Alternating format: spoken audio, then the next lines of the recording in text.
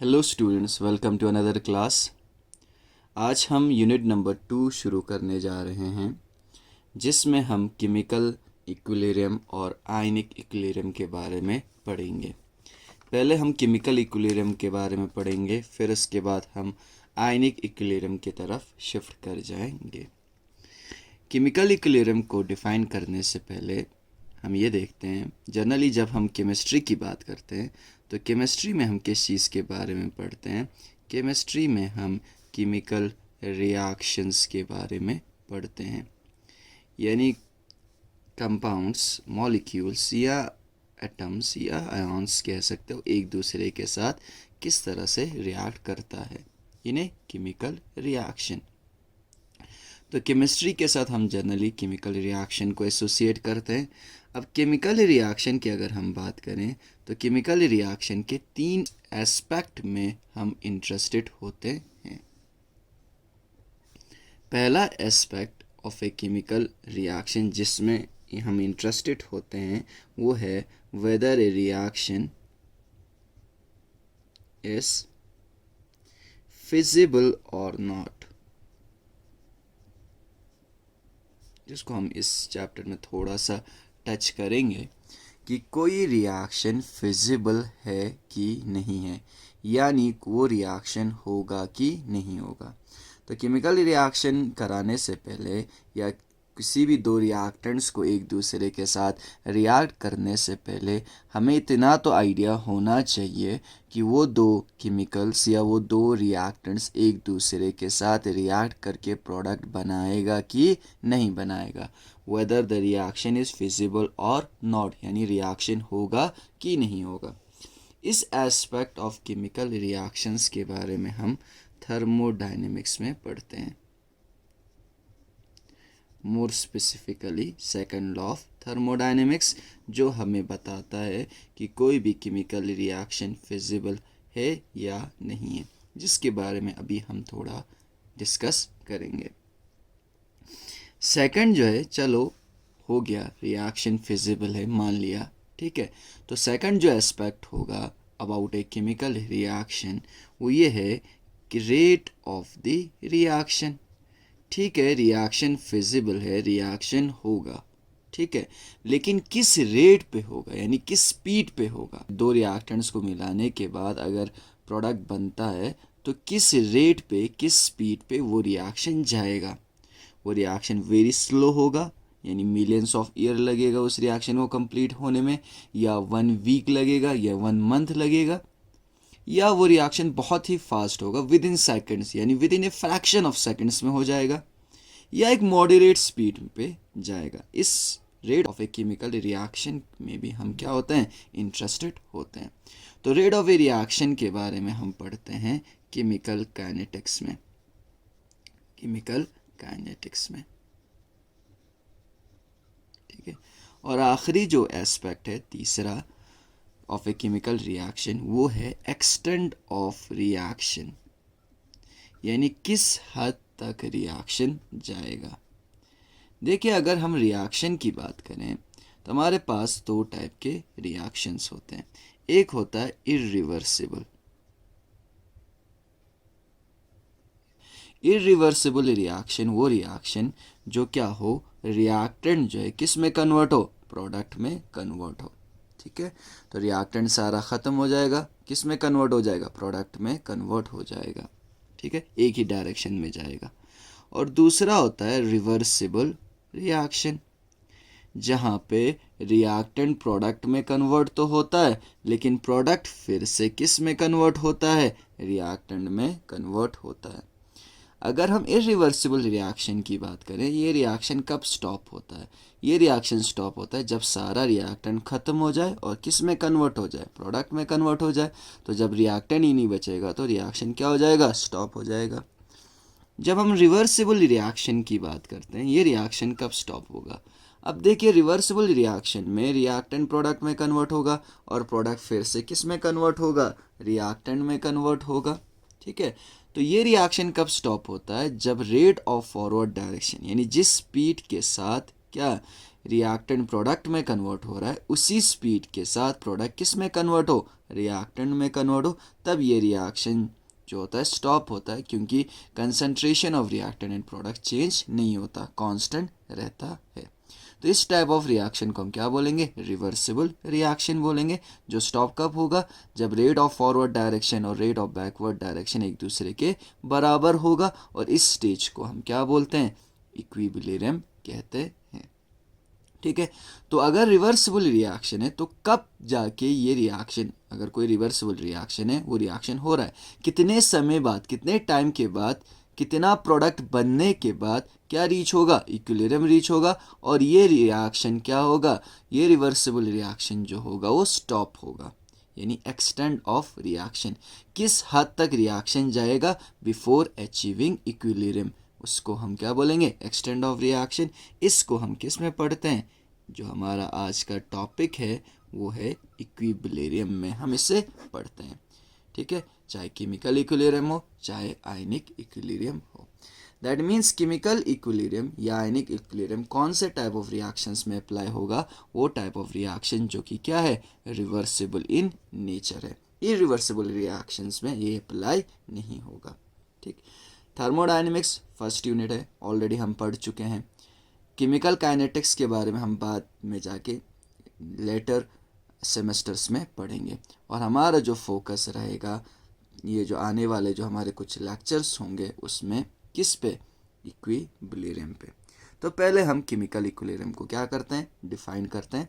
Define करने के लिए मैंने क्या किया, यहाँ पे एक जर्नल रिवर्सिबल रिएक्शन को कंसिडर किया है।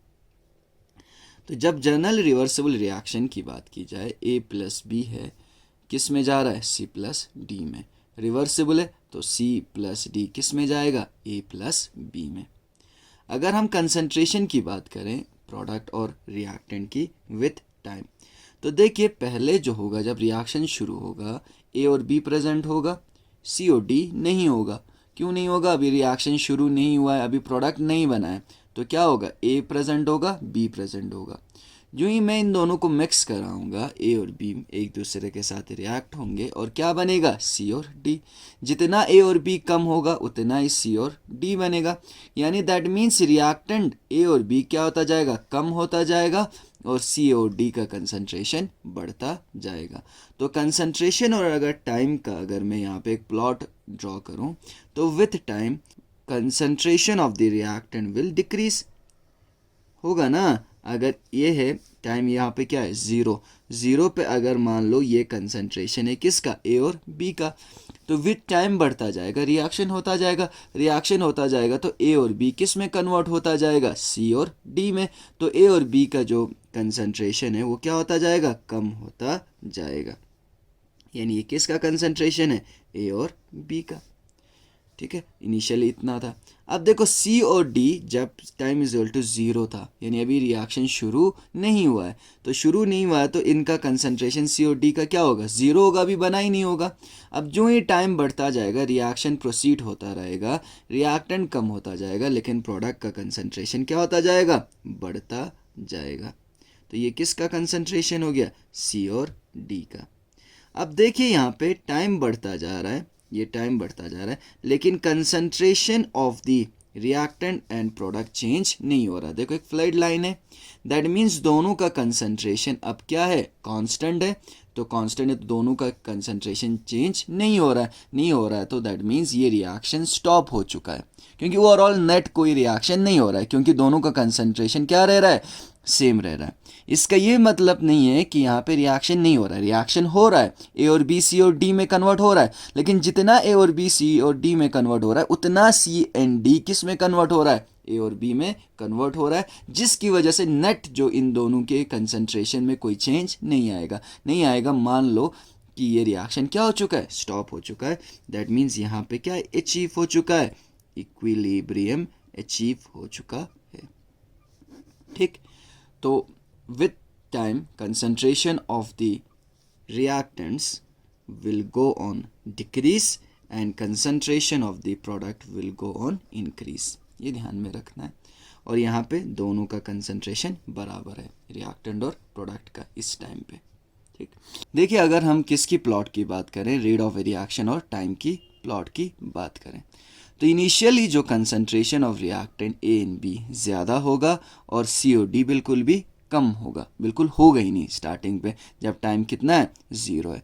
तो ए और बी धीरे धीरे कंसंट्रेशन कम होता जाएगा। तो रेट ऑफ रिएक्शन किस पे डिपेंड करता है? कंसंट्रेशन पे। तो रेट भी क्या होता जाएगा? कम होता जाएगा। स्टार्टिंग में रेट किसका ज़्यादा था? रिएक्टेंट का बहुत ही ज़्यादा था, तो फॉरवर्ड रिएक्शन का जो रेट होगा पहले बहुत ज़्यादा होगा, लेकिन विथ टाइम ए और बी का कंसंट्रेशन क्या होता जा रहा है? कम। तो ए और बी का कंसंट्रेशन अगर कम होता जाएगा तो रेट ऑफ रिएक्शन भी क्या होता जाएगा? कम होता जाएगा, क्योंकि rate of reaction is directly proportional to the concentration.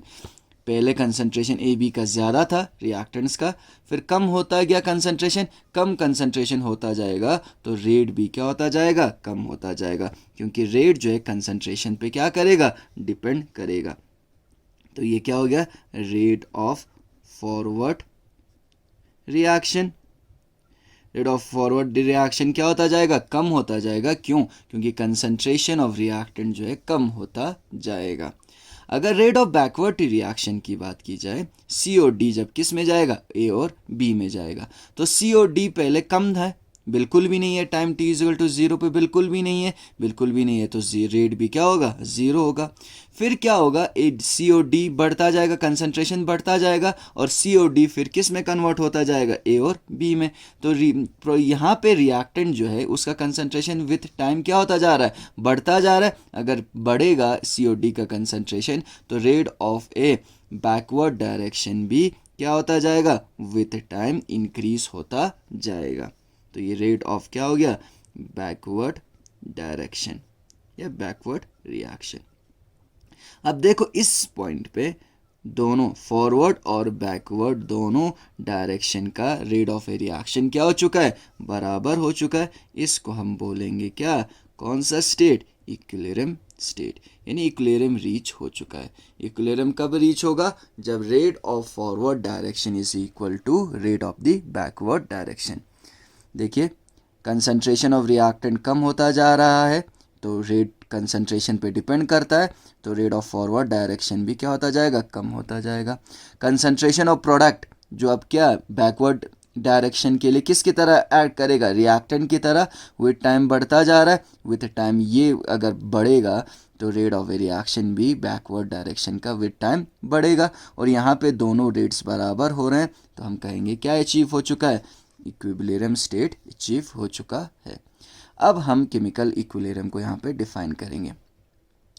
Chemical equilibrium in A reversible reaction is the state eight which both forward and backward direction, यानी रिवर्सिबल रिएक्शन में केमिकल इक्विलिब्रियम वो स्टेट है जहाँ पे दोनों फॉरवर्ड और backward direction या to opposing reaction, दो अपोजिट रिएक्शन जो एक दूसरे को क्या कर रहा है? अपोज कर रहा है, occur eight same speed.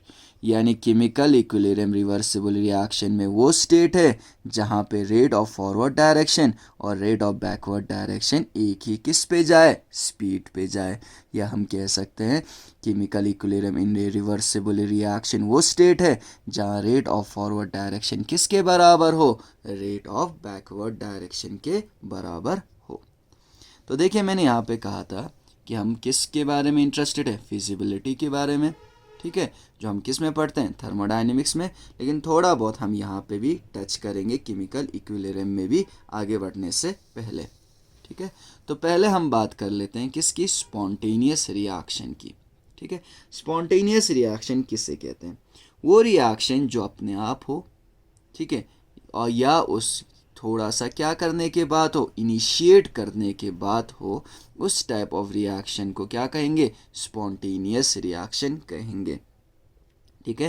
Reaction which proceed by itself, जो अपने आप होता है, और when properly initiated if necessary, या जिसको आप थोड़ा सा क्या कर लो? इनिशिएट कर लो अगर ज़रूरी हो तो, ठीक है। उस टाइप ऑफ रिएक्शन को आप क्या कहते हैं? स्पॉन्टेनियस रिएक्शन कहते हैं, ठीक है।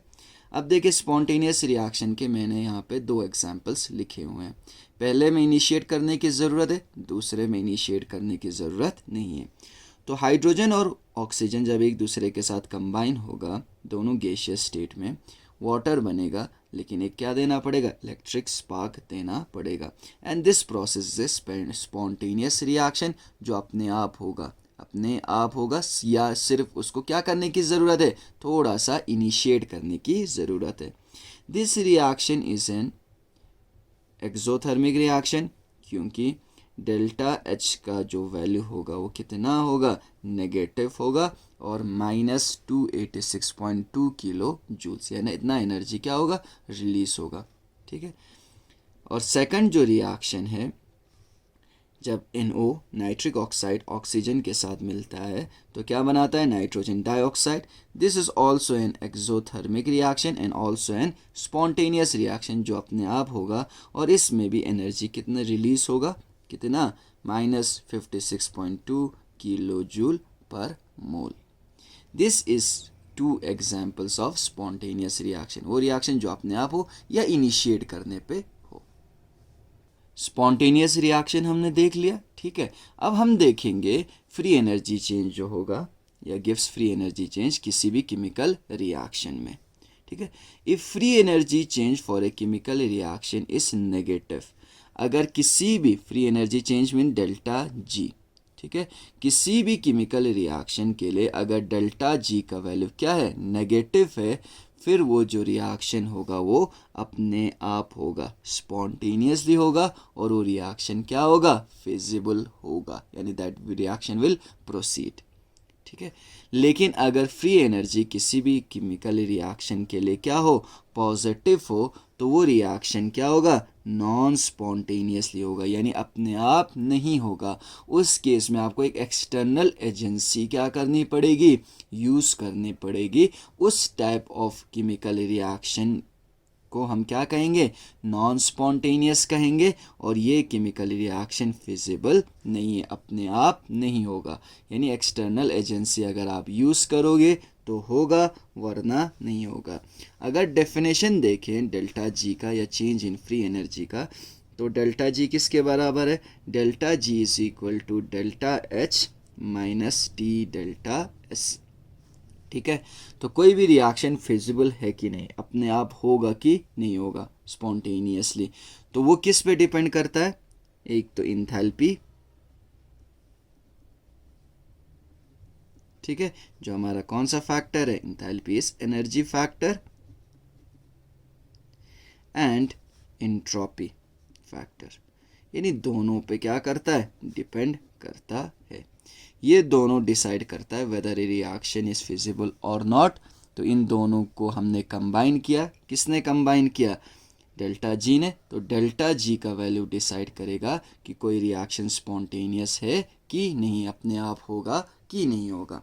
अगर डेल्टा जी का वैल्यू नेगेटिव है तो स्पॉन्टेनियस है, अपने आप होगा, लेकिन अगर डेल्टा जी का वैल्यू क्या है, पॉजिटिव है, तो रिएक्शन स्पॉन्टेनियस नहीं है, अपने आप नहीं होगा। ठीक है, अब देखिए डेल्टा जी किसके बराबर है, delta H enthalpy minus T temperature into delta S, जो क्या है, कौन सा फैक्टर है, इंट्रॉपी का फैक्टर है। ये दोनों डिसाइड करेगा वेदर डेल्टा जी का वैल्यू पॉजिटिव है कि नेगेटिव है। अब हम देखते हैं कौन कौन से कंडीशन में डेल्टा जी का वैल्यू नेगेटिव होगा या पॉजिटिव होगा। ठीक है, मैंने यहाँ पे एक टेबल फॉर्म किया है, डेल्टा एच लिखा यानी इंथैल्पी फैक्टर, डेल्टा एस लिखा यानी एंट्रोपी फैक्टर, और delta G is equal to delta H minus T delta S, और यहाँ पे एग्जाम्पल। ठीक है, अगर डेल्टा एच का वैल्यू क्या हो, नेगेटिव हो, और डेल्टा एस का वैल्यू क्या हो, पॉजिटिव हो, डेल्टा एच का वैल्यू क्या हो, नेगेटिव हो, और डेल्टा एस का वैल्यू क्या हो, पॉजिटिव हो, देखो डेल्टा जी का वैल्यू क्या हो जाएगा फिर, देखिए अब ये डेल्टा एच का वैल्यू नेगेटिव है, ठीक है, माइनस, ठीक है, ये फॉर्मूले का माइनस हो गया, ठीक, T delta S, T delta S का वैल्यू क्या है, पॉजिटिव है, तो पॉजिटिव माइनस मल्टीप्लाई हो गया तो क्या हो जाएगा, नेगेटिव हो जाएगा। दैट मीन्स पूरा जो वैल्यू होगा, माइनस माइनस प्लस, लेकिन साइन माइनस का रहेगा, दैट मीन्स पूरा जो वैल्यू रहेगा वो क्या रहेगा, नेगेटिव रहेगा। दैट मीन्स डेल्टा जी का वैल्यू हमेशा नेगेटिव आएगा अगर क्या हो, डेल्टा एच का वैल्यू नेगेटिव हो और डेल्टा एस का वैल्यू क्या हो, पॉजिटिव हो। दैट मीन्स डेल्टा जी का वैल्यू क्या होगा, नेगेटिव होगा एट ऑल टेम्परेचर। होगा कि नहीं होगा, होगा ना। देखिए ये नेगेटिव है, माइनस हो गया टी, डेल्टा एस पॉजिटिव है, माइनस प्लस माइनस, तो डेल्टा एच भी माइनस, ये टी भी माइनस, तो माइनस माइनस प्लस, लेकिन साइन माइनस का रहेगा ना, तो डेल्टा जी का वैल्यू हमेशा क्या आएगा, माइनस आएगा at all temperature, her temperature पे। दैट मीन्स अगर डेल्टा जी का वैल्यू माइनस है तो रिएक्शन क्या होगा, स्पॉन्टेनियस होगा। और कौन से टेम्परेचर पे स्पॉन्टेनियस होगा, हर टेम्परेचर पे क्या होगा, स्पॉन्टेनियस होगा। ठीक है, जिसका एग्जाम्पल है जब ओजोन जो है डिकम्पोज होके क्या दे देता है, ऑक्सीजन मॉलिक्यूल दे देता है। यानी किसका, conversion of ozone, O3 is ozone into oxygen molecule. ठीक है, ये एक हो गया।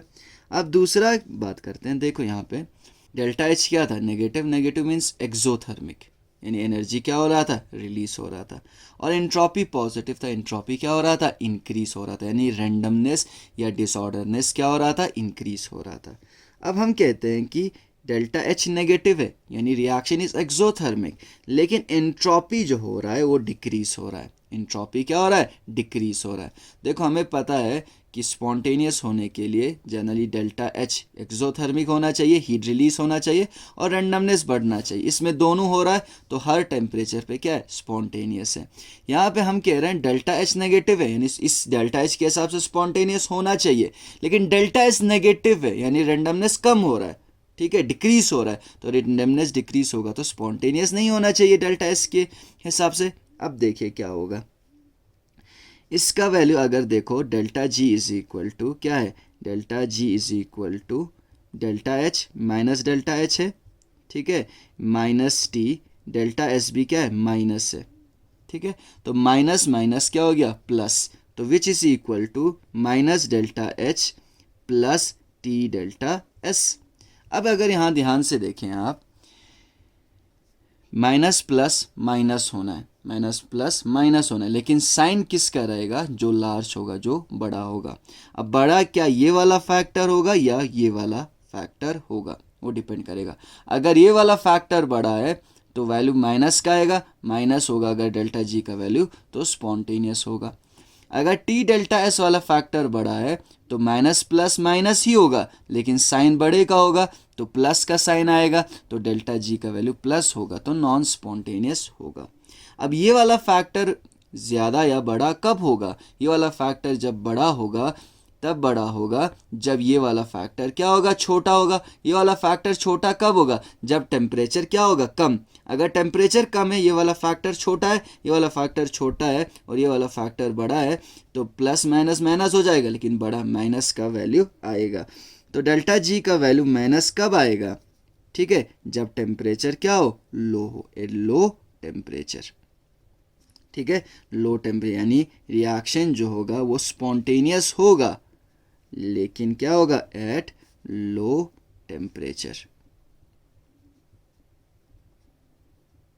ठीक है, इसी तरह से अगर देखें प्लस कब होगा, देखिए अगर एट हाई टेम्परेचर हो, टेम्परेचर बहुत ही ज़्यादा है तो ये प्लस वाला फैक्टर बढ़ जाएगा ना, ये वाला फैक्टर बड़ा होगा, प्लस माइनस माइनस होगा, लेकिन प्लस का साइन आ जाएगा। और अगर डेल्टा जी का साइन प्लस है तो रिएक्शन क्या हो जाता है, नॉन स्पॉन्टेनियस हो जाता है। तो ये रिएक्शन नॉन स्पॉन्टेनियस होगा एट हाई टेम्परेचर। तो अगर रिएक्शन एक्सोथर्मिक है, अगर रिएक्शन एक्सोथर्मिक है लेकिन इंट्रोपी जो हो रहा है वो डिक्रीज हो रहा है, तो रिएक्शन स्पॉन्टेनियस होगा। कब होगा रिएक्शन स्पॉन्टेनियस, अगर टेम्परेचर लो हो तो, टेम्परेचर हाई हो तो नॉन स्पॉन्टेनियस होगा। इसका एग्जाम्पल है एडजॉर्प्शन, किसका, गैसेस का। ठीक, ये हो गया दूसरा सिनारियो। तीसरा सिनारियो मैं उल्टा कर देता हूँ, इसको क्या कर देता हूँ, डेल्टा एच को पॉजिटिव यानी एंडोथर्मिक, हीट सप्लाई करना पड़ रहा है, और मैं क्या कर रहा हूँ, डेल्टा एस को भी पॉजिटिव यानी रेंडमनेस बढ़ रहा है। अब डेल्टा एस के हिसाब से स्पॉन्टेनियस होना चाहिए, डेल्टा एच के हिसाब से नॉन स्पॉन्टेनियस होना चाहिए। यहाँ डेल्टा एच के हिसाब से स्पॉन्टेनियस था, एस के हिसाब से नहीं था। यहाँ दोनों के हिसाब से स्पॉन्टेनियस था तो सारे टेम्परेचर्स पे हो रहे थे। अब देखो शाबाश, delta G is equal to delta H तो पॉजिटिव हो गया, माइनस टी, डेल्टा एस क्या है, पॉजिटिव है, तो क्या हो जाएगा, डेल्टा एस। अब देखिए नेगेटिव वाला फैक्टर ये है, ये कौन सा फैक्टर है, पॉजिटिव वाला फैक्टर। अब माइनस प्लस माइनस होगा, माइनस प्लस क्या होगा, माइनस, लेकिन साइन किसका रहेगा, बड़े वाले का। अब टी डेल्टा एस ज़्यादा कब होगा, लो टेम्परेचर पे कि हाई टेम्परेचर पे, हाई टेम्परेचर पे, यानी नेगेटिव होगा डेल्टा जी का वैल्यू एट हाई टेम्परेचर होगा, क्योंकि हाई टेम्परेचर होगा तो ये वाला नेगेटिव वाला फैक्टर बढ़ गया, प्लस माइनस माइनस हुआ, लेकिन साइन बड़े वाले का होगा। तो ये रिएक्शन जो होगा वो स्पॉन्टेनियस होगा। कब स्पॉन्टेनियस होगा, जब टेम्परेचर क्या हो, हाई हो। और ये वाला रिएक्शन नॉन स्पॉन्टेनियस होगा जब लो टेम्परेचर हो। लो टेम्परेचर होगा तो ये वाला वैल्यू बढ़ेगा, पॉजिटिव ज़्यादा है तो माइनस प्लस माइनस तो होगा, लेकिन पॉजिटिव वाले का साइन होगा, तो ये क्या हो जाएगा, non spontaneous at low temperature. यानी अगर रिएक्शन क्या हो, एंडोथर्मिक हो, या हमें क्या करना पड़े, हीट बाहर से देना पड़े और एंट्रोपी लेकिन बढ़े, तो रिएक्शन स्पॉन्टेनियस होगा लेकिन हाई टेम्परेचर पे। ठीक है, और इसका एग्जाम्पल है मेल्टिंग ऑफ सॉलिड्स। जब सॉलिड्स क्या होता है, मेल्ट होता है। आखिरी इसके हिसाब से भी डेल्टा एच के हिसाब से भी नॉन स्पॉन्टेनियस, डेल्टा एस के हिसाब से भी नॉन स्पॉन्टेनियस। एंडोथर्मिक यानी हीट देना पड़े और रेंडमनेस डिक्रीज हो जाए। ठीक है, तो उस केस में देखो delta G is equal to delta H minus T, delta S क्या है, माइनस है, which is equal to delta H is equal to plus T delta S, minus minus plus, value हमेशा क्या आएगा, प्लस आएगा, minus की गुंजाइश ही नहीं है, तो प्लस होगा at all temperature, that means non spontaneous होगा at all temperature।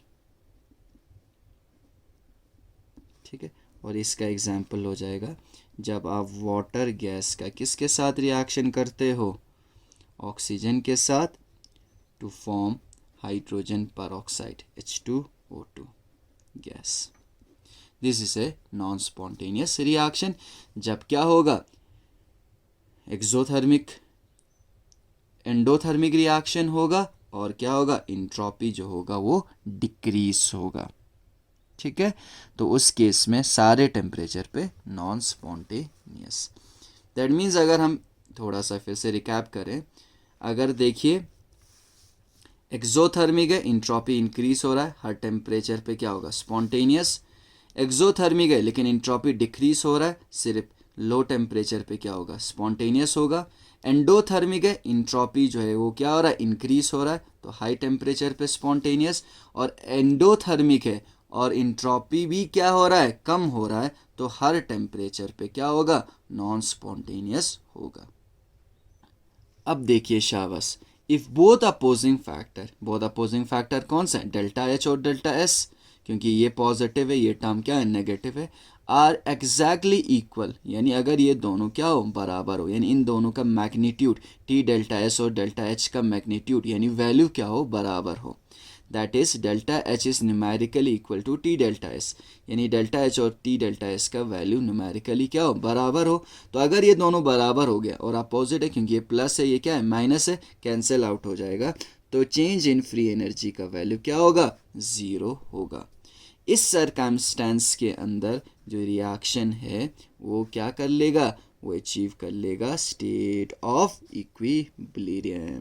That means अगर डेल्टा जी का वैल्यू क्या हो, पॉजिटिव हो, नॉन स्पॉन्टेनियस, नेगेटिव हो तो स्पॉन्टेनियस, और अगर डेल्टा जी का वैल्यू ज़ीरो हो, दैट मीन्स रिएक्शन ने क्या अचीव कर लिया है, इक्विलिब्रियम अचीव कर लिया है, और कोई भी नेट रिएक्शन नहीं होगा किसी भी डायरेक्शन में, नेट रिएक्शन नहीं होगा, इंपॉर्टेंट यहाँ नेट रिएक्शन होगा, फॉरवर्ड में भी होगा, बैकवर्ड में होगा, लेकिन दोनों बराबर होगा। ओवरऑल दोनों एक दूसरे को कैंसिल आउट करके कोई नेट रिएक्शन नहीं होगा।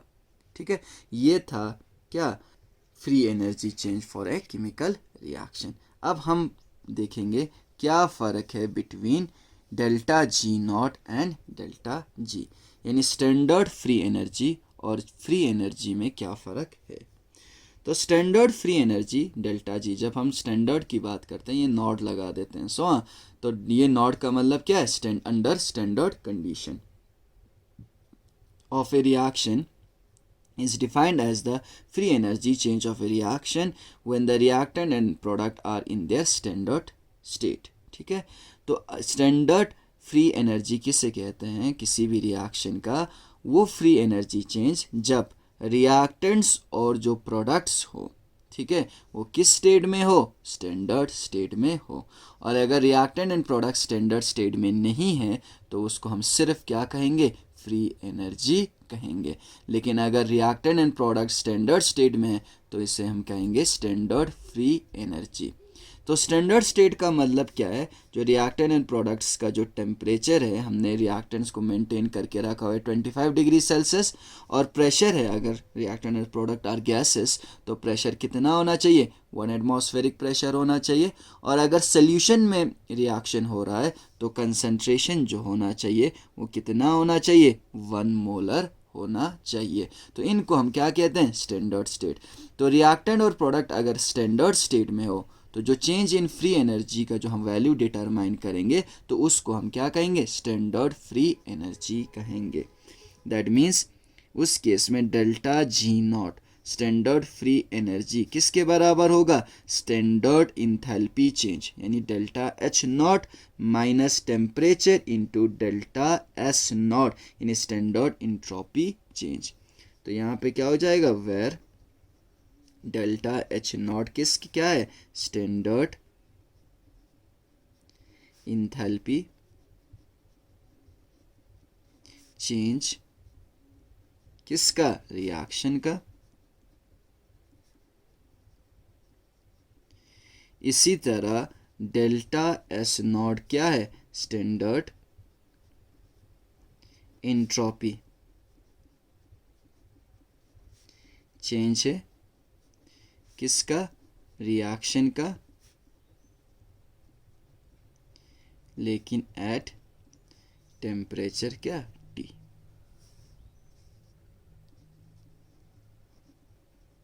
ठीक ठीक, तो डेल्टा जी नॉट क्या होगा, स्टैंडर्ड फ्री एनर्जी। कब हम कहेंगे स्टैंडर्ड फ्री एनर्जी, जब हम फ्री एनर्जी चेंज जब कर रहे हैं तो जो रिएक्टेंट्स और प्रोडक्ट का जो क्या होगा, स्टेट होगा, वो स्टैंडर्ड स्टेट होगा, यानी 25 डिग्री सेल्सियस पे होगा। अगर गैसेस है तो प्रेशर 1 एटमॉस्फेरिक प्रेशर होगा, और अगर सोल्यूशन में हो रहा है तो कंसंट्रेशन कितना होगा, 1 मोलर होगा। ठीक है, अब देखिए, this does not refer to the actual reaction at equilibrium. ये एक्चुअल रिएक्शन एट इक्विलिब्रियम पे डेल्टा जी नॉट अप्लाई क्यों नहीं होता है, क्योंकि एक्चुअल जो रिएक्शंस में ज़रूरी नहीं है कि अगर गैसेस प्रेजेंट हो उसका प्रेशर 1 atm हो, या अगर सोल्यूशन में रिएक्शन हो रहा है तो उन सोल्यूशन का कंसंट्रेशन 1 मोलर हो, या टेम्परेचर 25 डिग्री सेल्सियस हो, ये ज़रूरी नहीं है। तो डेल्टा जी नॉट जो है एक्चुअल रिएक्शन का इक्विलिब्रियम पे फ्री एनर्जी को डिफाइन नहीं करता। जो एक्चुअल जो फ्री एनर्जी को डिफाइन करेगा वो क्या, कौन करेगा, डेल्टा जी करेगा, which refers to the difference in free energy. किसका फ्री एनर्जी का डिफरेंस, प्रोडक्ट और रिएक्टेंट का, किस पे, एक्चुअल कंसंट्रेशन पे और एक्चुअल पार्शियल प्रेशर पे ऑफ द कंपोनेंट्स। तो डेल्टा जी हमें क्या दे देगा, change difference in free energy दे देगा, या चेंज इन फ्री एनर्जी दे देगा किसका, प्रोडक्ट और रिएक्टेंट्स का एक्चुअल कंसंट्रेशन पे या एक्चुअल प्रेशर पे। ठीक है, जो किसके बराबर नहीं हो सकता है, 1 मोलर के बराबर नहीं हो सकता, या प्रेशर जो है 1 atm के बराबर नहीं हो सकता है। तो एक्चुअल जो हमें फ्री एनर्जी देगा वो हमें कौन देगा, डेल्टा जी देगा, यानी फ्री एनर्जी चेंज। यानी स्टैंडर्ड फ्री एनर्जी चेंज कब होगा, जब रिएक्टेंट्स का कंसंट्रेशन 1 मोलर हो और पार्शियल प्रेशर कितना हो, 1 atm हो, जो हमेशा ज़रूरी नहीं है। तो डेल्टा जी नॉट किसके बराबर होता है, समेशन ऑफ डेल्टा जी किसका, प्रोडक्ट्स का, products minus summation of delta G not of the reactants, products का standard free energy minus reactants का स्टैंडर्ड फ्री एनर्जी। अगर कंसंट्रेशन इतना हो, प्रेशर इतना हो और टेम्परेचर इतना हो, लेकिन एक्चुअल रिएक्शन में ऐसा होता नहीं है कि ज़रूरी नहीं है कंसंट्रेशन ये हो या प्रेशर ये हो या टेम्परेचर ये हो। अगर इनके अलावा अगर कोई कंसंट्रेशन का सोल्यूशन है या पार्शियल प्रेशर है या टेम्परेचर है, तो उस पे जो हम फ्री एनर्जी क्या कर रहे हैं, कैलकुलेट कर रहे हैं या मेजर कर रहे हैं, उसको हम सिर्फ क्या कहेंगे, फ्री एनर्जी चेंज, और किससे डिजिग्नेट करेंगे, डेल्टा जी से। और अगर कंसंट्रेशन ये हो, पार्शियल प्रेशर ये हो और टेम्परेचर ये हो, तो हम उसको क्या कहेंगे, स्टैंडर्ड फ्री एनर्जी कहेंगे। अब नेक्स्ट जो हमारा टॉपिक है वो है लॉ ऑफ मास एक्शन। ठीक है, तो लॉ ऑफ मास एक्शन कहता क्या है, the rate at which a substance react is proportional to its active mass, यानी जिस स्पीड के साथ कोई सब्सटेंस क्या करता है, रिएक्ट करता है, वो डायरेक्टली प्रपोर्शनल होता है स्पीड उसके एक्टिव मास के। एक्टिव मास पहले कंसंट्रेशन को हम क्या कहते थे, एक्टिव मास कहते थे। यानी कहने का ये मतलब है कि किसी भी सब्सटेंस का जो रेट होगा, जिस स्पीड के साथ वो रिएक्ट होगा, वो किसके प्रपोर्शनल होगा, उसी सब्सटेंस के कंसंट्रेशन के। या अगर हम रिएक्शन की बात करें तो the rate of A reaction is directly proportional, जो रेट ऑफ ए रिएक्शन होगा वो किसके डायरेक्टली प्रपोर्शनल होगा, product of active masses of the reacting substances, यानी प्रोडक्ट किसका, कंसंट्रेशन ऑफ द रिएक्टेंट्स के प्रोडक्ट के डायरेक्टली प्रोपोर्शनल होगा रेट ऑफ ए रिएक्शन। तो अगर हम यहाँ एक जनरल रिवर्सिबल केमिकल रिएक्शन क्या करें, कंसिडर करें, तो यहाँ ए है प्लस बी है, एम है और एन है।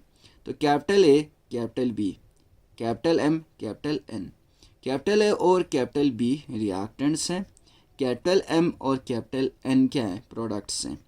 Small a small b small m and small n are stoichiometric coefficients, इनको क्या बोलते हैं, स्टोइचोमेट्रिक कोफिशिएंट, जो जनरली डिजिग्नेट करता है नंबर ऑफ मोल्स। तो a moles of A react B with b moles of B gives m moles of M and N moles of N. According to law of mass action, law of mass action ने क्या कहा कि जो rate of reaction होगा वो directly proportional होगा product of concentration of the reactants. अब rate of the forward direction में ये हमारे रिएक्टेंट्स है, तो rate of a forward direction को अगर मैं आर एफ से डिजिग्नेट करूं तो आर एफ किसके डायरेक्टली प्रोपोर्शनल होगा, concentration of the reactants. Reactants क्या है, यहाँ पे ए है। अब देखो कंसंट्रेशन को हम इस ब्रैकेट में रखते हैं, ठीक है, ये कंसंट्रेशन ऑफ ए हो गया, ये कंसंट्रेशन ऑफ बी होगा, लेकिन रेज टू पावर क्या होगा, स्टोइचोमेट्रिक कोफिशिएंट, यानी A raise to power small A होगा और concentration of B raise to power small B होगा। अगर रेट ऑफ बैकवर्ड डायरेक्शन की बात की जाए, R B directly proportional to backward ये हो जाएगा, तो बैकवर्ड डायरेक्शन में एम और एन क्या हैं, रिएक्टेंट्स हैं, तो किसके बराबर होगा, rate of backward direction concentration of M raise to power small m यानी stoichiometric coefficient into concentration of N raise to power small n, या R F is equal to proportionality sign को मैंने किस में कन्वर्ट किया, equal में convert किया। Equal में कन्वर्ट किया तो यहाँ पे कांस्टेंट आना चाहिए। फॉरवर्ड डायरेक्शन के लिए मैं कांस्टेंट के एफ लिख देता हूँ और बैकवर्ड डायरेक्शन के लिए कांस्टेंट क्या लिख देता हूँ, के बी। तो यहाँ पे क्या आ जाएगा, concentration of reactant A raise to power A, concentration of reactant B raise to power B, concentration of reactant क्या आ जाएगा, M raise to power M, concentration of reactant N raise to power N. ठीक है, where K F and K B are क्या है, proportionality को equal to में convert किया ना, प्रोपोर्शनैलिटी को हटाया तो उसको हम कहेंगे प्रोपोर्शनैलिटी कांस्टेंट, क्योंकि हमने रेट लॉ लिखा है तो इसलिए इसको हम क्या कहेंगे, रेट कांस्टेंट। और जो ये स्क्वायर ब्रैकेट्स हैं, ठीक है, ये क्या रिप्रेजेंट करता है, molar concentration, concentration in molarity of the entities, जो ये एंटिटीज क्या है, इनक्लोज्ड है इन द ब्रैकेट। अब देखिए क्या होगा, एट इक्विलिब्रियम, अगर इक्विलिब्रियम रीच हो जाए तो रेट ऑफ फॉरवर्ड डायरेक्शन किसके बराबर होता है, रेट ऑफ बैकवर्ड डायरेक्शन। ठीक है, तो rate of forward direction R F किसके बराबर था, K F into concentration of A raise to power A into concentration of B raise to power B which is equal to rate of backward direction R B किसके बराबर था, rate constant B into concentration of m raise to power m into concentration of n raise to power n। ठीक है, क्योंकि जब equilibrium reach हो जाता है तो रेट ऑफ फॉरवर्ड डायरेक्शन किसके बराबर होता है, रेट ऑफ बैकवर्ड डायरेक्शन के। के बी को मैं इस साइड ले आता हूँ, के एफ हो गया डिवाइडेड बाय क्या आ जाएगा, के बी, क्योंकि यहाँ मल्टीप्लिकेशन में इस साइड आएंगे डिवाइड में आ जाएगा, equal to A rest power A B rest power B को मैं इस साइड लेके आ जाता हूँ which is equal to concentration of m raised to power m which is into concentration of n raised to power n। ठीक है, अब यहाँ पे ये दोनों मल्टीप्लाई में यहाँ जाएगा तो इक्वल टू के पार जाएगा तो डिवाइड में, तो concentration of a raised to power a into concentration of b raised to power b। अब देखो ये जो रेट कांस्टेंट है, rate constant for forward direction and rate constant for backward direction, इन दोनों के रेशियो को और एक कांस्टेंट से हम क्या करते हैं, डिनोट करते हैं, जिसको हम बोलते हैं के ई क्यू, वेयर के ई क्यू इसे कांस्टेंट, ये क्या है, एक कांस्टेंट है जो किसका रेशियो है, rate constant for forward direction and rate constant for backward direction. ठीक है, और इसको क्या कहते हैं, ऑल्सो कॉल्ड, इसको हम क्या कहेंगे, इक्विलिब्रियम कांस्टेंट।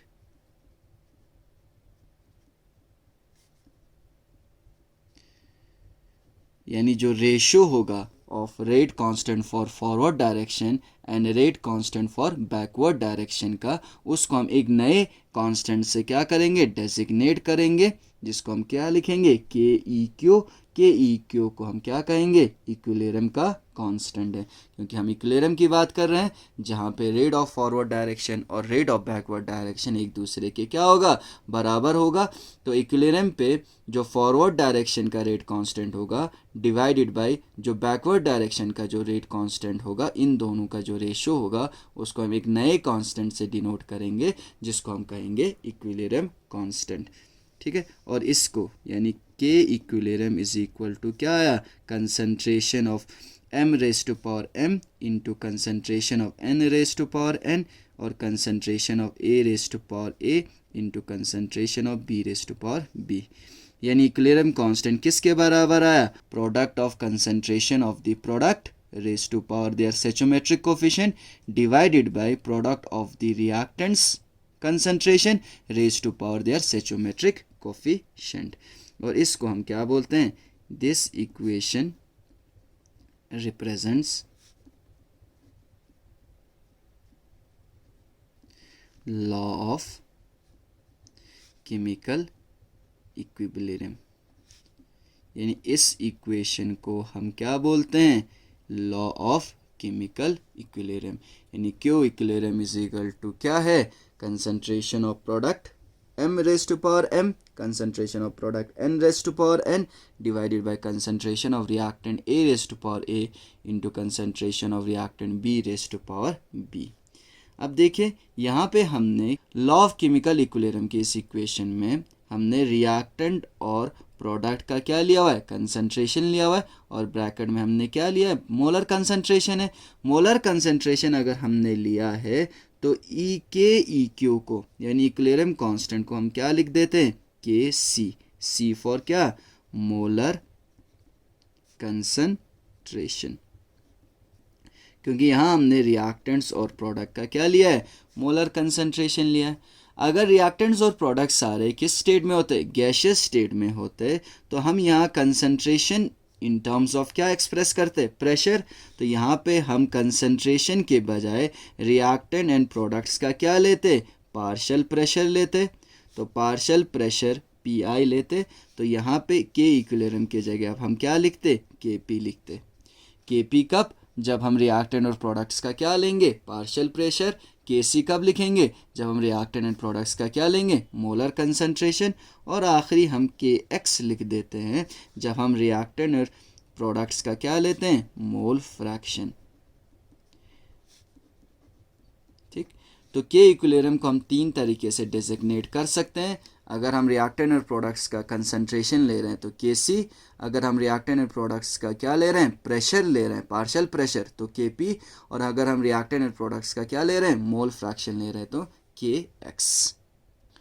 अब देखिए इसी लॉ ऑफ केमिकल इक्विलिब्रियम को, ठीक है, ये लॉ ऑफ क्या है, केमिकल इक्विलिब्रियम है, इसी को हमें थर्मोडायनेमिकली क्या करना है, डिराइव करना है। ये हमारा अगला टॉपिक है, यानी thermodynamic derivation of law of chemical equilibrium. तो इस thermodynamically law of chemical equilibrium को डिराइव करने के लिए हम एक जनरल रिएक्शन क्या कर रहे हैं, कंसिडर कर रहे हैं, जहाँ A moles of A react कर रहा है B मोल्स ऑफ B के साथ, और क्या बना रहा है, M moles of M and N moles of N। क्योंकि रिवर्सिबल रिएक्शन है तो ये रिएक्शन किस डायरेक्शन में भी जाएगा, बैकवर्ड डायरेक्शन में भी जाएगा। केमिकल पोटेंशियल, केमिकल पोटेंशियल किसे कहते हैं, गिव्स फ्री एनर्जी को ही कहेंगे अगर हमने क्या लिया है, 1 मोल ऑफ क्या लिया है, रिएक्टेंट्स लिए हैं। कितने लिए हैं रिएक्टेंट्स के, 1 मोल लिए हैं। तो इसको हम क्या बोलेंगे, अगर 1 मोल्स ऑफ रिएक्टेंट प्रेजेंट है तो गिव्स फ्री एनर्जी को हम क्या भी बोल सकते हैं, केमिकल पोटेंशियल। केमिकल पोटेंशियल किसका, रिएक्टेंट्स का, जिसमें A और B रिएक्टेंट्स हैं। A के कितने मोल्स हैं, स्मॉल a मोल्स, और B के कितने मोल्स हैं, स्मॉल b मोल्स। उसको हम कैसे डिफाइन करेंगे, तो G ऑफ रिएक्टेंट्स, ठीक है, यानी gives free energy of the reactant किसके बराबर होगा, केमिकल पोटेंशियल रिएक्टेंट A का plus chemical potential reactant B का। ठीक है, अब ये केमिकल पोटेंशियल रिएक्टेंट A और B का ये कब है, न्यू A और न्यू B कब होगा, जब A और B कितना होगा, 1 मोल होगा। तो यहाँ पे 1 इंटू न्यू A होगा, 1 इंटू न्यू B होगा जब 1 मोल है। लेकिन यहाँ पे हमने क्या लिया, A के A मोल्स लिए हैं, B के B मोल्स हैं, तो A को A से मल्टीप्लाई करना पड़ेगा, B को B से मल्टीप्लाई करना पड़ेगा। अगर ये दोनों 1 1 है तो 1 1 से मल्टीप्लाई हो जाएगा, तो chemical potential of A plus chemical potential of B आ जाएगा। लेकिन यहाँ चूंकि हम डिफाइन नहीं कर रहे, हम A और B ले रहे हैं, तो A और B से क्या करना पड़ेगा, मल्टीप्लाई करना पड़ेगा। जहाँ पे न्यू A और न्यू B क्या है, केमिकल पोटेंशियल है किसका, स्पीशीज A और B का। सिमिलरली हम प्रोडक्ट्स के लिए भी लिख सकते हैं, G ऑफ प्रोडक्ट्स किसके बराबर होगा, G of products is equal to small m, number of moles of M, into chemical potential of M plus number of moles of N, N लिया है, ठीक है, into chemical potential of N। ठीक है, in each case, यानी इन दोनों के केसेस में हमने किसको कांस्टेंट रखा है, प्रेशर और टेम्परेचर को कांस्टेंट रखा है। तो जो फ्री एनर्जी चेंज होगा इस रिएक्शन के लिए, ठीक है, वो किसके बराबर होगा, फ्री एनर्जी चेंज, यानी डेल्टा जी क्या, रिएक्शन।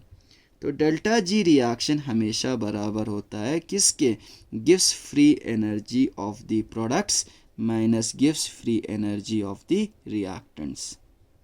ठीक है, तो जो फ्री एनर्जी चेंज होगा रिएक्शन के, वो किसके बराबर होगा, difference between minus free energy किसका, प्रोडक्ट का, और किसका, रिएक्टेंट का।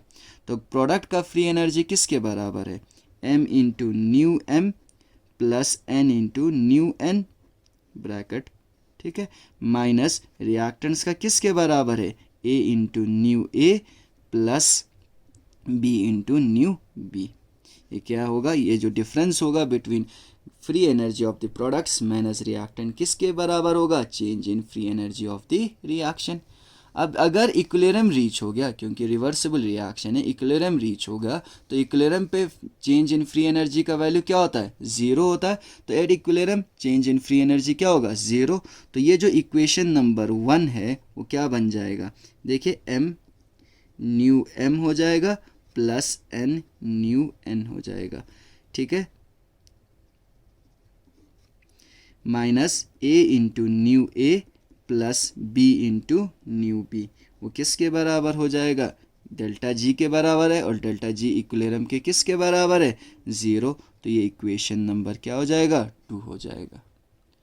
ठीक है, अब देखिए डेल्टा जी किसके बराबर था, 0, तो 0 आ गया, विच इज़ इक्वल टू इसके बराबर था। ये इक्वेशन आ गया जिसको इक्वेशन नंबर हमने क्या कहा, 2 का। अगर हम केमिकल पोटेंशियल की बात करें किसी भी आयत स्पीशीज के लिए, यहाँ पे M के लिए, यहाँ N के लिए, यहाँ A के लिए, यहाँ किसके लिए, B के लिए, तो किसी भी आयत स्पीशीज के लिए जो गैसियस स्टेट में chemical potential i mu i किसके बराबर होता है, वो बराबर होता है न्यू आई नॉट, यानी स्टैंडर्ड केमिकल पोटेंशियल, नॉट आ गया तो standard, plus R into T, यानी R क्या है, R यूनिवर्सल गैस कांस्टेंट है, into temperature into log of partial pressure of the ith component, partial pressure of the ith component. इसको मैं equation number क्या मान लेता हूँ, 3 मान लेता हूँ। यानी किसी भी आयत, कोई भी आयत स्पीशीज है, उसके लिए जो उसका केमिकल पोटेंशियल का जो क्या होगा, वैल्यू होगा, वो किसके बराबर होगा, उसी आयत स्पीशीज का स्टैंडर्ड केमिकल पोटेंशियल का वैल्यू, स्टैंडर्ड कंडीशन मैंने अभी अभी बताया, plus R universal gas constant into temperature into log of उस आयत स्पीशीज का क्या, partial pressure, where P I is the क्या है, पार्शियल प्रेशर है किसका, आयत स्पीशीज का या आयत कंपोनेंट का, और न्यू आई नॉट क्या है, केमिकल पोटेंशियल है। यानी कौन सा chemical potential, standard chemical potential है। और स्टैंडर्ड केमिकल पोटेंशियल कब होता है, जब पार्शियल प्रेशर किसके बराबर हो, 1 के बराबर हो। स्टैंडर्ड का मतलब क्या कहा था, concentration 1 molar, temperature 25 degree Celsius, और पार्शियल प्रेशर कितना, 1। तो ठीक है, न्यू आई नॉट किससे कहेंगे, स्टैंडर्ड केमिकल पोटेंशियल कहेंगे, जब क्या हो, पार्शियल प्रेशर किसके बराबर हो, यूनिटी या 1 के बराबर हो। अब देखिए इक्वेशन 2 और इक्वेशन 3 को हम यूज़ करते हैं। अब इक्वेशन 2 को देखिए, इक्वेशन 2 क्या है, ठीक, m है इनटू क्या है, केमिकल पोटेंशियल ऑफ m। अब I के जगह m लगा दो, केमिकल पोटेंशियल ऑफ m किसके बराबर हो जाएगा, वो बराबर हो जाएगा, यानी standard chemical potential of m plus r into T into log of p किसका, पार्शियल प्रेशर I का है, क्योंकि आयत कंपोनेंट यहाँ m ले रहे हैं, तो पार्शियल प्रेशर ऑफ m, ठीक है, प्लस क्या है, n है, n इंटू क्या है, chemical potential of n, chemical potential of n किसके बराबर होगा, standard chemical potential of n plus r into T into log of partial pressure of n, ठीक है, माइनस, ठीक है, a इंटू क्या है, chemical potential of a, chemical potential of a किसके बराबर होगा, standard chemical potential of a plus r into T into log of partial pressure of a plus b into chemical potential of b किसके बराबर होगा, standard chemical potential of b plus r into T into log of partial pressure of क्या, b, which is equal to किसके बराबर है, 0 के बराबर है। अब मैं मल्टीप्लाई कर देता हूँ, देखो इन दोनों को मल्टीप्लाई करेंगे तो m न्यू नॉट m आ जाएगा, plus R T into m से मल्टीप्लाई किया है ना, m log of P M, plus n into nu naught n, plus n से multiply n R T log of P N, ठीक है, minus a nu naught a, ठीक है, plus a से मल्टीप्लाई किया, प्लस नहीं होगा, माइनस माइनस प्लस क्या हो जाएगा, माइनस हो जाएगा, ये माइनस होगा, ठीक है, R T a log of P A, ठीक है, minus plus minus b nu naught b, minus plus minus, ठीक है, R T b log of P B which is equal to 0, ठीक है, यहाँ तक। अब देखिए शाबाश अच्छे से, ये क्या है, b log a है, b log a which is equal to log of a raise to power b। b log a को किसके बराबर होता है, log of a raise to power b के बराबर होता है। तो देखिए m है, न्यू नॉट m है, प्लस क्या है, आर टी है, ठीक है, इनटू क्या है, देखिए b log ऑफ a, तो b log ऑफ a किसके बराबर होता है, log of a raise to power b, तो ये हो जाएगा log of P M raise to power m। b log a is equal to log of a है, a क्या है, pm b क्या है m, प्लस n है, n into new N not है प्लस आर टी, ठीक है। ये देखो n log of P N है, b log ऑफ a, तो विच इज इक्वल टू क्या हो जाएगा, log of P N raise to power n minus a nu naught a minus R T L N P A raise to power a minus b log b naught minus R T L N P B raise to power b which is equal to 0, ठीक है। अब मैं देखो R T वाले इसी side रखता हूँ, बाकियों को उस साइड लेके जाऊँगा, ठीक है।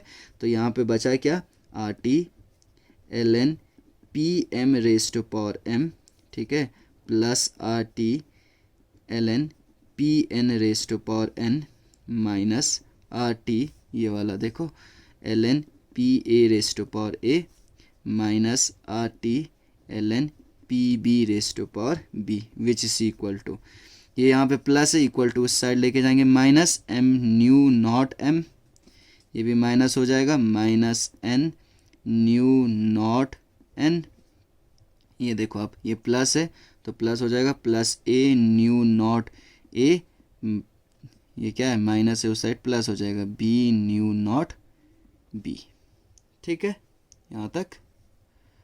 अब देखिए आर टी कॉमन है तो सब में से मैं क्या कॉमन निकाल सकता हूँ, आर टी बाहर कॉमन निकाल सकता हूँ।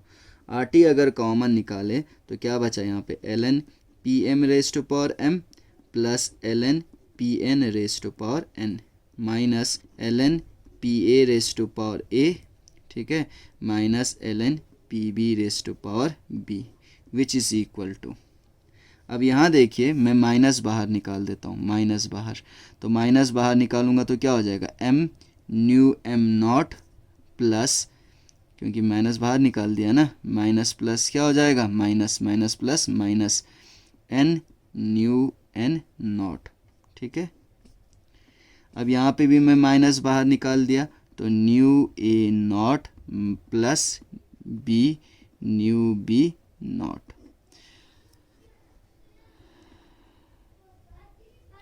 देखिए देखो यहाँ minus m new m not है तो माइनस प्लस माइनस आ जाएगा, यहाँ पे माइनस है तो माइनस प्लस क्या आ जाएगा माइनस, यहाँ पे प्लस है ना, लेकिन यहाँ पे minus a nu naught a है तो माइनस माइनस क्या हो जाएगा प्लस, माइनस प्लस क्या हो गया, ये minus minus b mu b not आ गया, लेकिन यहाँ प्लस है ना तो ये माइनस और ये माइनस मल्टीप्लाई होकर क्या आ जाएगा प्लस आ जाएगा। अब देखिए आर टी, ठीक, L N P M raise to power m plus L N, देखिए तो P N raise to power n minus, ठीक है, माइनस में कॉमन निकाल लेता हूँ इन दोनों में से तो क्या बचेगा L N P A raise to power a plus L N P B raise to power b,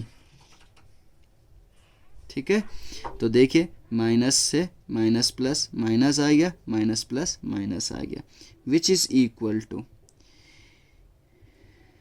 ये क्या था जी रिएक्टेंट था और ये क्या था जी प्रोडक्ट, ठीक है, लेकिन किस स्टेट में है, स्टैंडर्ड स्टेट में है। देखिए जी रिएक्टेंट किसके बराबर था, a into chemical potential of A plus b into chemical potential of B, G product किसके बराबर था, m into chemical potential of M plus n into chemical potential of N, और इन दोनों का डिफरेंस किसके बराबर था, डेल्टा जी रिएक्शन के बराबर।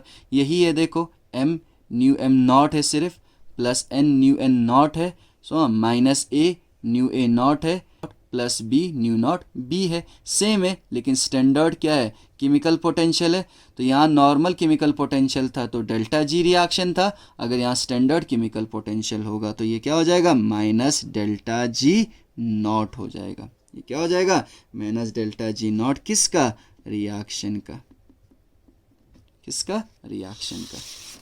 अब देखिए शाबाश, ये log of a plus log of b किसके बराबर होता है, log of a into B. इसी तरह log of a minus log of b is equal to किसके बराबर होता है, log of a divided by b। तो तो अगर यहाँ ध्यान से देखें ये log ऑफ ए है प्लस log ऑफ बी है, तो मैं क्या लिख सकता हूँ, R T is equal to log of A P M rest power M plus log of B है ना, वो किसके बराबर है, into B P N rest power N.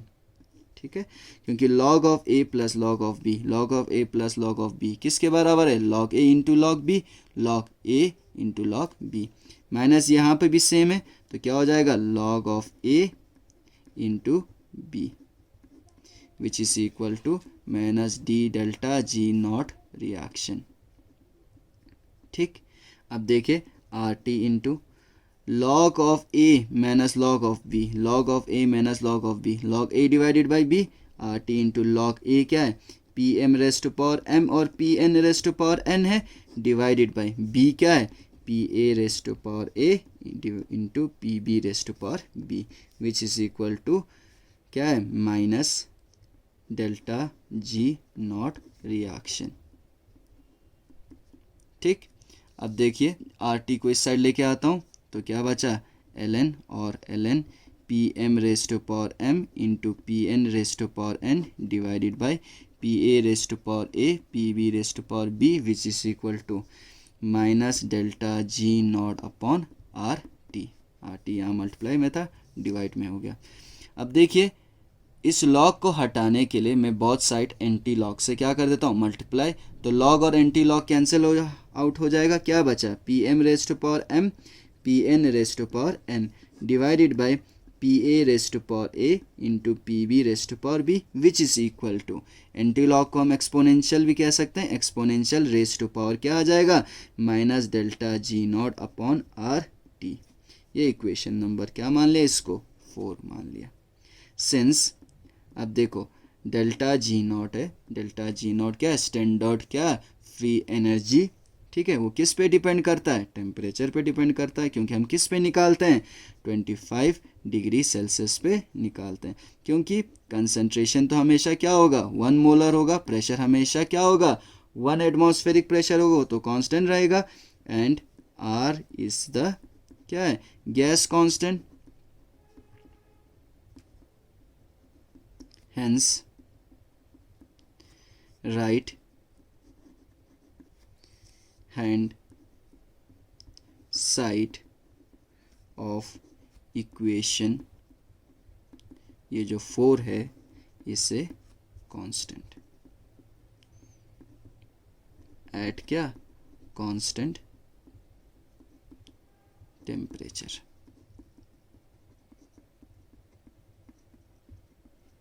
ठीक, तो ये देखिए डेल्टा जी नॉट किस पे डिपेंड करता है, ओनली टेम्परेचर पे करता है, और अगर टेम्परेचर कांस्टेंट होगा तो डेल्टा जी नॉट भी क्या होगा, कांस्टेंट होगा, आर ऑलरेडी कांस्टेंट है। तो ये जो राइट हैंड साइड है इसमें अगर टेम्परेचर कांस्टेंट हो गया तो डेल्टा जी नॉट कांस्टेंट हो गया, और ऑलरेडी कांस्टेंट है, ये पूरा क्या हो गया, कांस्टेंट हो गया।